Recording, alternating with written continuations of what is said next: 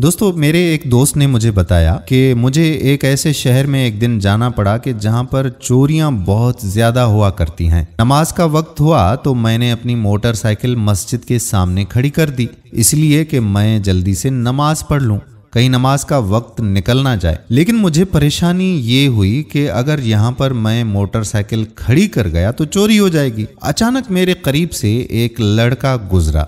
मैंने उस लड़के से कहा कि भाई साहब, अगर तुम्हारे पास थोड़ा सा वक्त हो तो मेरी ज़रा मोटरसाइकिल का ध्यान रखें, मैं 5 मिनट में नमाज पढ़कर अभी वापस आता हूँ। उस लड़के ने मुझे यकीन दिलाया कि आप बेफिक्र होकर नमाज पढ़ लें।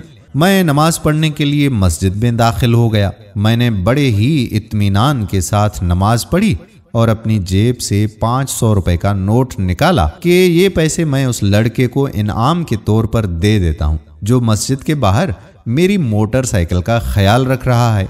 जब मैं वो 500 रुपए का नोट लेकर मस्जिद से बाहर आया तो मैंने देखा कि वहां पर वो लड़का मौजूद ही नहीं है, वो तो चला गया, लेकिन मेरी मोटरसाइकिल वहां पर ही खड़ी थी। मैंने थोड़ा गौर किया तो मेरी मोटरसाइकिल के साइड वाले दोनों शीशे गायब। वो लड़का दोनों शीशे उतार कर भाग गया। मैंने मोटरसाइकिल को स्टार्ट किया और करीब ही एक मोटरसाइकिल की वर्कशॉप पर पहुंच गया ताकि नए शीशे मोटरसाइकिल को लगवा सकूं। मैं दुकानदार के पास पहुंचा और दुकानदार को जाकर कहा कि मोटरसाइकिल के साइडों वाले शीशे दे दो। उसने 2 शीशे मुझे पकड़ा दिए। जब मैंने वो शीशे गौर से देखे तो ये तो मेरी ही मोटरसाइकिल के शीशे थे।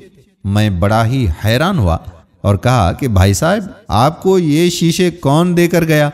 वो कहने लगा कि अभी एक नौजवान आया था और 500 रुपए में ये शीशे मुझे बेचकर चला गया है। अगर आपने खरीदने हैं तो ये आपको 600 रुपए में मिल जाएंगे।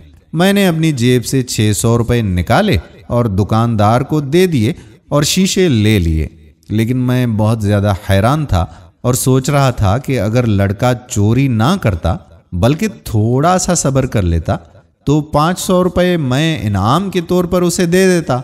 उसकी किस्मत में 500 रुपए तो लिखे हुए थे, लेकिन अफसोस ये है कि उसने हलाल तरीका छोड़कर हराम तरीके से वो 500 रुपए हासिल कर लिए। दोस्तों, ये हमेशा याद रखिए कि रिज्क इंसान की किस्मत में लिखा होता है कि इस बंदे को कितना रिज्क मिलना है और ये उस बंदे की मर्जी है कि वो हलाल तरीके से उसको कमाता है या हराम तरीके से उसे हड़प करता है। अल्लाह पाक हमें हलाल तरीके से रिज्क कमाने और खाने की तौफीक अता फरमाए।